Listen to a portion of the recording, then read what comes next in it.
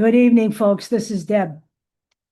You know, we're going to have a little conversation tonight because I have received more comments about how I am making excuses for Stephanie White.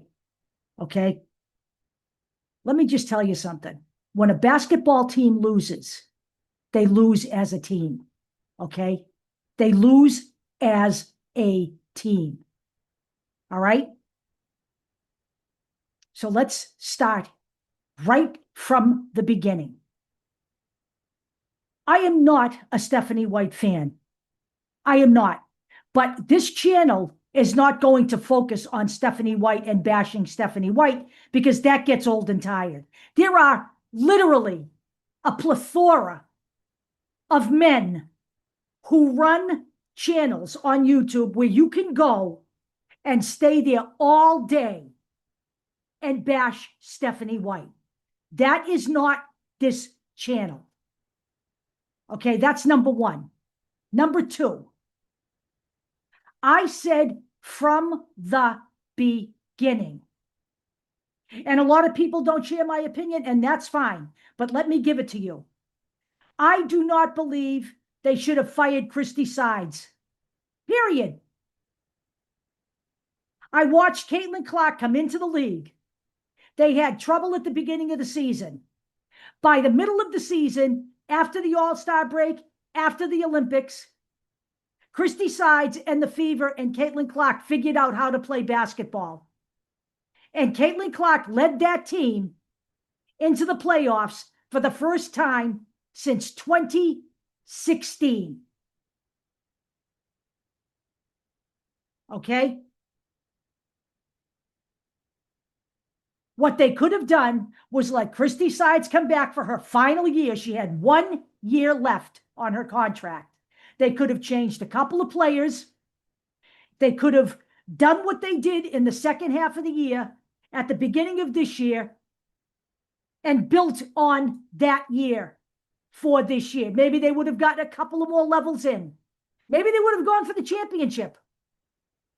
So right from the get-go, I did not agree with what they did with the Indiana Fever at the beginning of the season this year. Instead, what they did was they replaced Christy Sides with Stephanie White, and they brought in DeWanna Bonner, Natasha Howard, Sydney Colson, Sophie Cunningham, all new players. And they drafted Michaela Timpson, which was a good pick. They felt lucky to get her at number 19, okay? And I think she's going to be a great player for them. So literally, we're talking about a complete rebuild as far as I'm concerned, instead of using what they had already accomplished and using that as a springboard for this year. So I thought that was a mistake from the beginning. Now, I have never said I liked Stephanie White. People keep reminding me of what she did at Vanderbilt. I'm aware of what she did at Vanderbilt. Believe it or not, I am not new to the WNBA. I paid attention. I didn't watch because nobody was televising the WNBA much when Rebecca Lobo was playing. Okay? I have been paying attention to the WNBA for many years. I have never seen anybody in the WNBA then, and there is nobody now who plays basketball like Caitlin Clark. She's not just a great player, she's a generational player. Paige Beckers is a great player. Caitlin Clark is a generational player, and Paige Beckers is not Caitlin Clark. Let me get that straight. But be that as it may, we opened the season with 11 players. And this is where I'm going to tell you that all I did when I mentioned this about Stephanie White was state facts. Okay? In the WNBA, you can have 12 players. You're allowed to carry 11 to keep under the salary cap. The Indiana Fever started the year with 11 players. These were the players: Caitlin Clark, Aaliyah Boston, Kelsey Mitchell, DeWanna Bonner, Natasha Howard, Lexi Hull, Brianna Turner, Damaris Duntis, Sydney Colson, Sophie Cunningham, Michaela Timpson. That was their team when they opened the season.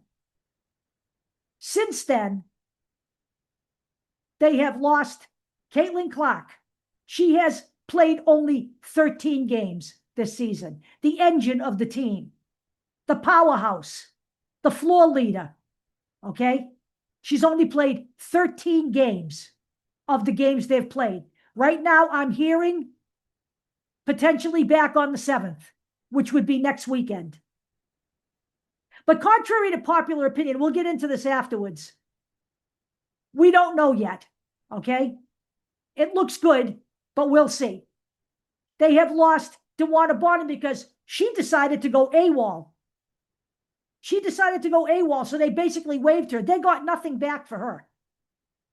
They essentially signed a hardship player to replace DeWanna Bonner, okay? They lost Sydney Colson to a torn ACL. Sydney Colson was Caitlin Clark's backup. They lost Sophie Cunningham to a torn MCL, and they lost Ari McDonald, who they brought in on a hardship, to a broken bone in her foot. So now, let's talk about who the coach had to play with besides the regular players. They brought in Ari McDonald. They brought in Chloe Bibby. They brought in Ariel Powers. She essentially replaced Sophie. They brought in Odyssey Sims. She kind of replaced Ari McDonald, who replaced Caitlin Clark. They brought in Shea Petty. So they have Ari McDonald, Chloe Bibby, Ariel Powers, Odyssey Sims, Shea Petty, all on hardship contracts. Some have now been signed through the rest of the season. But let me remind you about something. None of those players were playing in the WNBA. Some of them were playing in Australia. Some of them were playing in Europe. None of those players were actual WNBA players. If they were good enough to be WNBA players, they would be playing with a team regularly. So these are, at best, fill-in players. Some of them have performed admirably. I think Odyssey Sims has played great. But all I said was, I don't envy Stephanie White.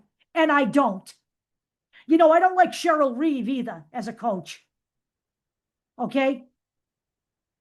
But I would say the same thing about her. Okay? I don't envy any coach who comes into the league or into a season with 11 set players that loses 5 of them right off the bat, including the premier point guard in the WNBA. That's all I said. All I said. And right away, everybody's down my throat about making excuses for Stephanie White. Shut up, okay? Shut up. Get a grip, okay? If you want me to talk about Stephanie White for the rest of the duration of my video series, you can forget it, because I'm not doing that. There are other topics I'd like to discuss besides Stephanie White. I'd like to also clear up some other stuff here. I don't purport to know what Caitlin Clark is thinking every minute, but I do spend a lot of time researching before I make a video. I have read Christine Brennan's book, which is based on 50 questions she asked Caitlin Clark. She sat and met with Caitlin Clark. Okay? I read interviews with Caitlin Clark. I watch interviews with Caitlin Clark. Here's what I do know. Caitlin Clark turned down $15 million to play in Ice Cube's 3-on-3 league. Caitlin Clark turned down contracts for multi-millions of dollars in Europe. Caitlin Clark turned down Unrivaled, and she probably will not play for them this year either, even though they offered her $1 million and a stake in the team. And they've said they will keep a spot open for her whenever she wants to come and join. Because Caitlin Clark has stated openly, I want to focus on my future in the WNBA. That's what I've said. And by the way, Lisa Bluder's statement about Caitlin Clark was, sometimes you have to let Caitlin be Caitlin. That's what she actually said. I saw the interview. Anybody who's a coach in college knows that the WNBA game is different. So no one is going to come out of college and play University of Iowa basketball in the WNBA. They have to adjust to the pros. If they don't adjust to the pros, they very often don't have a very long career in the WNBA, because Caitlin Clark herself said the biggest difference is the physicality. That is not going to go away. And I'm not discussing whether she's being targeted here. There is physicality. Sophie Cunningham did not get injured on purpose. To believe that Brianna Hartley could have turned in midair to tear Sophie Cunningham's MCL on purpose is the stuff of the Marvel Comics, in my opinion. Sophie Cunningham herself said it was not deliberate. She knows Bri Hartley. I'm taking Sophie's word for it, not yours, okay?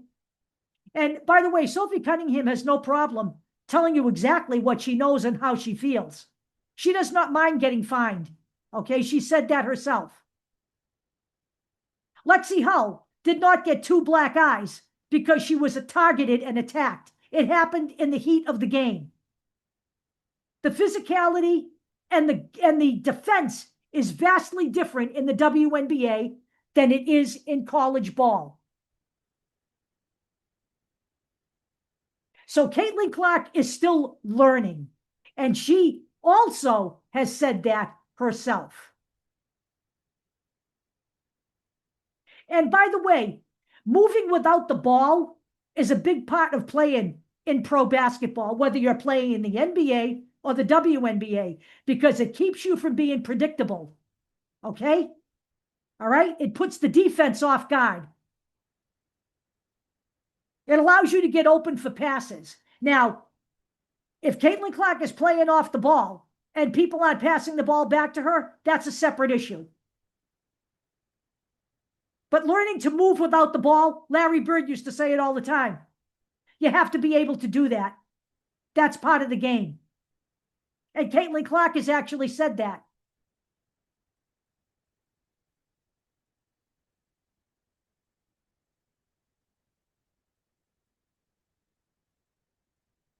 Nobody who comes into the league plays the way they play entirely like they did in college.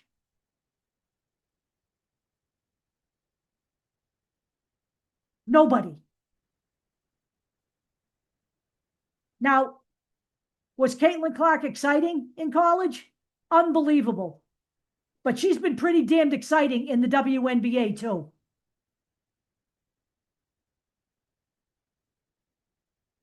They didn't do a very good job of shutting her down in her freshman year because she broke 62 records in spite of what they were doing. So when you are that good, you are going to draw that much more physical play. And that's just a reality. If they had referees, of course, who blew the whistle and administered the punishment at the time of the play, you would see things differently. See things go very differently.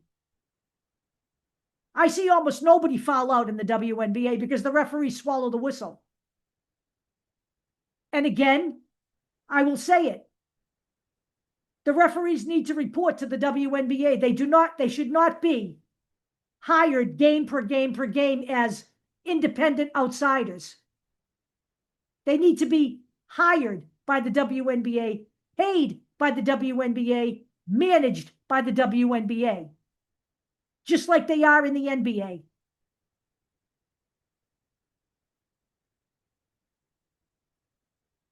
Number two, I have no problem with anybody who was just a Caitlin Clark fan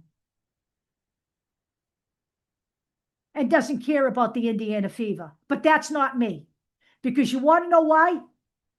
Because Caitlin Clark cares about the Indiana Fever. So therefore, I care about the Indiana Fever. She has stated that she wants her fans to be excited about her teammates because that's the way Caitlin Clark thinks. And how do I know she thinks that way? Because it came out of her mouth. I'm not the great Kreskin, but I listen to what she says.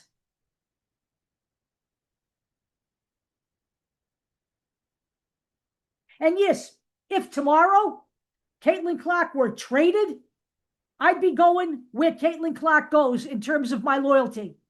But for now, she's an Indiana Fever player, and I am an Indiana Fever fan. And I want the team to do well. And so I am cheering for the team. And I am watching the team play even when she isn't there. Because why? Because she's on the sidelines for every game, giving them support. And by the way, even though she's not playing, Gainbridge Fieldhouse is full every game. And that's what you want. You wanted her, I wanted her, everybody should want her to bring people to the game who will then stick around for the sport. Because that's how women's sports will grow. And that's a big thing for me. It may not be for you, but it is for me. If women's sports grow, if women's basketball grows, if the WNBA grows, it's better for Caitlin Clark because she's not going to Europe and she's not going to 3-on-3 because that's not where she wants to play. She admires the older players. She admires Diana Taurasi. She used to travel with her father to Minnesota to watch the Lynx because that was her favorite team.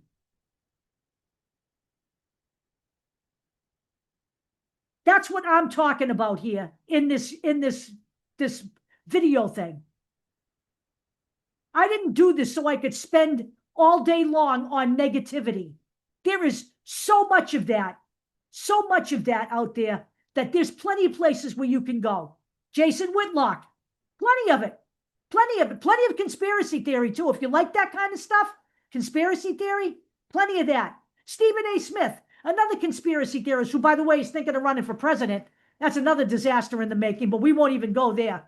Okay? Stephen A. Smith, you can go listen to him. The guy that runs Black and White Sports, a flat-out racist. You want to go and do that stuff, you can go any old time you want. And I'm going to tell you something. Before I started this channel, I watched every single one of those people over a period of months to learn exactly what I did not want to do. There are a lot of misogynists out there who just like to bash the WNBA. And that doesn't set well with me, okay? I want the WNBA to be successful. Am I always happy with who's running the WNBA? No, I'd be a liar if I said I'm happy with Kathy Engelbert. I'm not. But I don't wish the league to fail. I'm sorry, I don't. Kathy Engelbert will have her time. Her time for it to be over will come. Stephanie White's on a 1-year contract. I hope they don't renew her contract, but that doesn't mean I can't feel, some kind of empathy for her for what she's going through this season. This season should have gone entirely different than what everybody planned for. Caitlin Clark certainly didn't plan for this. Aaliyah Boston didn't plan for this. Kelsey Mitchell didn't plan for this. None of these people planned for this to go sideways. So yeah, I have a certain amount of empathy for everybody on the Fever. But that doesn't mean I think Coach White is a great coach.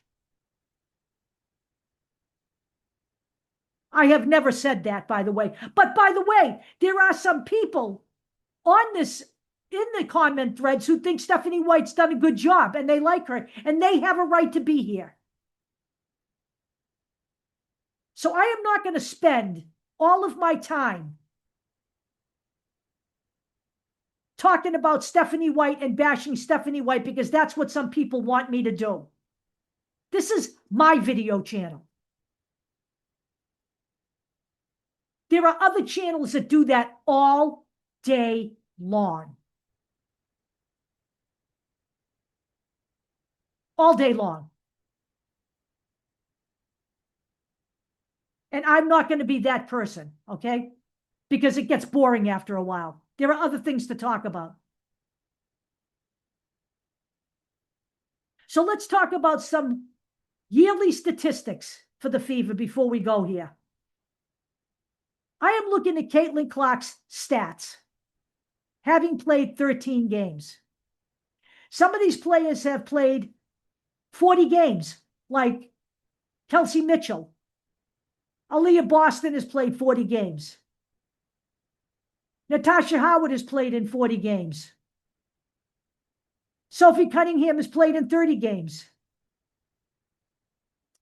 Lexi Hull has played in 40 games. Let's talk about Caitlin Clark, who has played in 13 games. Her game average for points is 16.5. The only person scoring more than her is Kelsey Mitchell at 20.3. 13 games versus 40 games. And by the way, in her freshman year, Caitlin Clark, in her rookie year, had a 19.6 point per game average. She's not that far off. Caitlin Clark is averaging 5.0 rebounds. Okay? There are maybe, I'm looking right here, 3 players averaging more rebounds than her, but they're playing more games than her as well. Okay? And assists, 8.8. She's far and away the leader in assists. The closest person to her in assists is Aaliyah Boston at 3.6. So we're talking about a player who is a generational player here. We want her back, okay? So it's a work in progress. People saw her today shooting from the logo. That's a really good sign, okay? That's a really good sign. She also shot 54 threes today and hit 50 of them. That's a really good sign because I was saying all along that I thought the reason she was having a hard time hitting her threes was because she didn't have the leg power because of her soft tissue injuries, not because she was in a sophomore slump. And I still believe that. So that's a really good sign. However, there are a couple of talking heads out there with the headline, Caitlin Clark completely recovered, coming back. I believe she's coming back also. But they can't make the claim that she's completely recovered until she is in full contact practice, which she is not yet. Now, somebody posted in a comment that the Fever project her to be coming back on the 7th.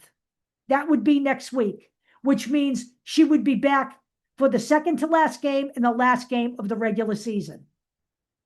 Let's see if that happens, okay? It's frustrating, but you know what? Do you know who's dictating this comeback? This is Caitlin Clark, because it's dependent on how she feels. So the next step is for her to get into some kind of full contact practice to see how she can withstand that. She is now beyond running. She is shooting threes. She is hitting threes. She's practicing on passing with her teammates. She's practicing on shoot-arounds. But she still needs full contact practice to see how she can handle bringing the ball up the court, and having a body on her. That's what's going to tell whether she comes back or not. So let's hope that that happens in the next week, because that would put her back in before the playoffs. Do I think she should come back? If she feels that she's well enough and she is cleared by her doctors, yes, I do. I think it would be a tremendous boost for the team.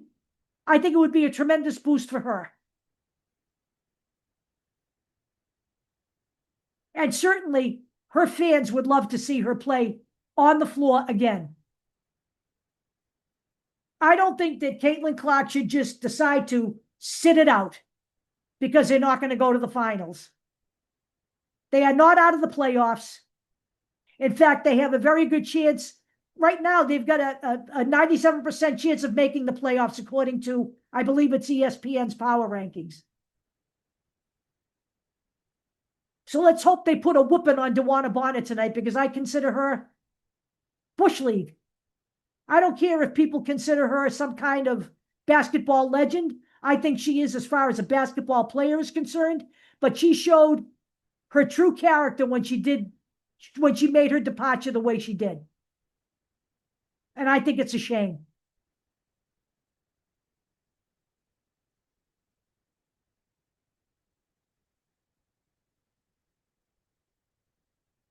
And I also think that in the off season, one of the things they need to do is get a scoring power forward to help out Aaliyah Boston. And I think they will bring Michaela Timpson around in the upcoming season. They will give her more minutes. And I think eventually Michaela Timpson's going to be a great basketball player for the Fever. But I think they should go for a power forward. If they can get one, that would have been one of the changes I would have suggested under Christy Sides as well. But as I've said, I'm not saying Stephanie White's a great coach, but Stephanie White's not losing these games by herself. She's got help out there on the floor.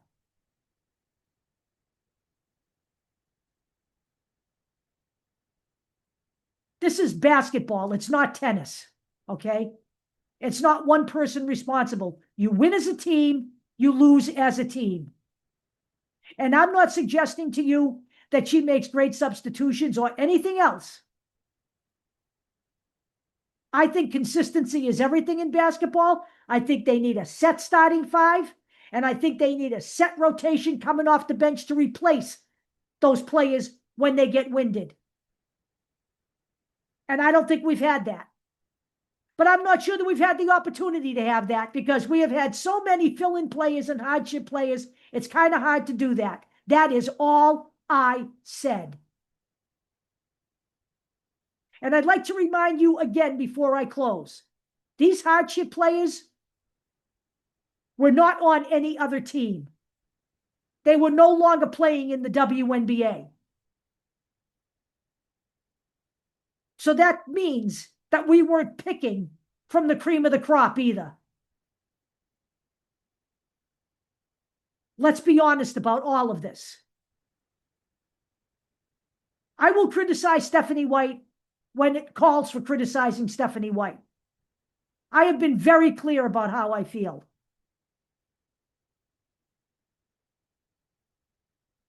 I do not think she's the best coach in the league. I do not think she should win Coach of the Year.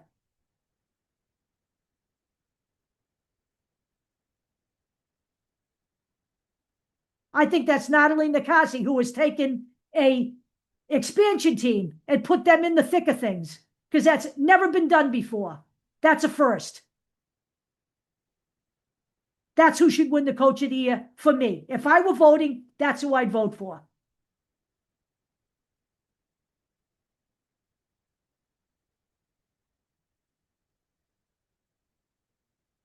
So that's all I wanted to do, was to clear the air, because I have spent the day responding to people who think I'm making excuses for Stephanie White. Stephanie White's not on the court. The players have a responsibility to play basketball consistently. She has a responsibility to coach consistently. You win as a team, You lose as a team. That's basketball.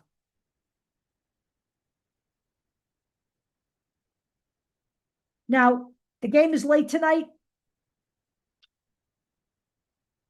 I will probably watch some of it, but I am a 7:30 in the morning to 6 o'clock at night person tomorrow. The manager is out. I am it, and the truck is coming tomorrow. So I probably will not be on again until tomorrow night when I get out of work. Because I'm not going to stay up at 1 o'clock in the morning and then make a video, because I've got to be up at 5:15. So I will talk to you all tomorrow night. Let's hope that the Indiana Fever administers a butt whooping to DeWater Bada tonight in Phoenix. And I will talk to you all later.